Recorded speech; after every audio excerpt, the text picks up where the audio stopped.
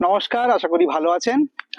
আজকে আপনাদেরকে তিনটে এমন প্রোডাক্ট দেখাবো কেন ব্যবহার করা হয় ফল ঝরা কম করতে। এগুলোর আরো অনেক কাজ আছে, কিন্তু এই মুহূর্তে যখন ফলের সাইজ মটর দানার মতো হয়ে যাবে তখন আমরা একবার ব্যবহার করি, আবার ফলের সাইজ যখন মোটামুটি মার্বেল দানার মতো হয়ে যাবে তখন আমরা আর একবার ব্যবহার করি। তো আসুন জেনে নেওয়া যাক কি চারটে প্রোডাক্ট আমি আজকে আপনাদেরকে দেখাবো। বলা ভালো তিনটে প্রোডাক্ট। প্রথম প্রোডাক্ট আমার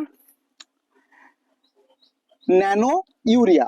এই ন্যানো ইউরিয়া নতুন এসছে, কিন্তু এর জায়গাতে আপনারা 20% নর্মাল নিম ইউরিয়াও ব্যবহার করতে পারেন। কি করে ব্যবহার করবেন?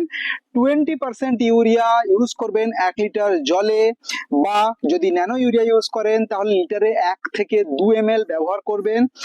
গাছে স্প্রে করবেন যখন ফল মটর দানার মতো থাকবে তখন একবার, আরেকবার স্প্রে করবেন যখন ফল মার্বেল গুটির মতো হবে তখন।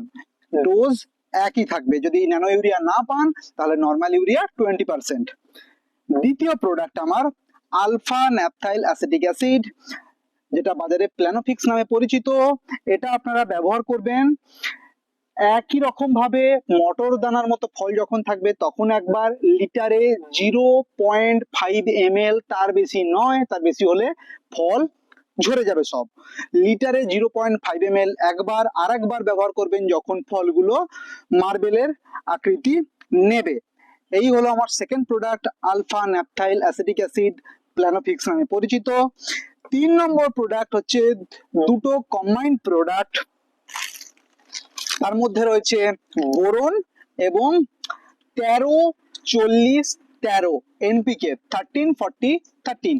এই দুটো প্রোডাক্ট কম্বাইন করবেন। এটা লিটারে 3 গ্রাম নেবেন, এটা লিটারে 0.5 গ্রাম নেবেন। দুটো একসাথে মেশাবেন, মিশিয়ে যখন মটর দানার মতো ফল থাকবে তখন একবার স্প্রে করবেন, দ্বিতীয়বার স্প্রে করবেন যখন মার্বেলের আকার ধারণ করবে।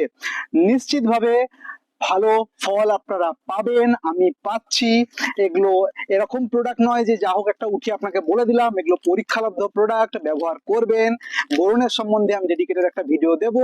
এই মুহূর্তে সবচেয়ে প্রয়োজনীয় ছিল এই ভিডিওটা দেওয়া, তাই জন্য দিলাম, দেখবেন। এবং এরপরে আরো একটা ইম্পর্টেন্ট ভিডিও আসছে, কি করে ফলকে চকচকে করা যায়, কি করে ফলের গায়ে কোনো রকম দাগ থেকে ফলকে রক্ষা করা যায়। ভালো থাকবেন।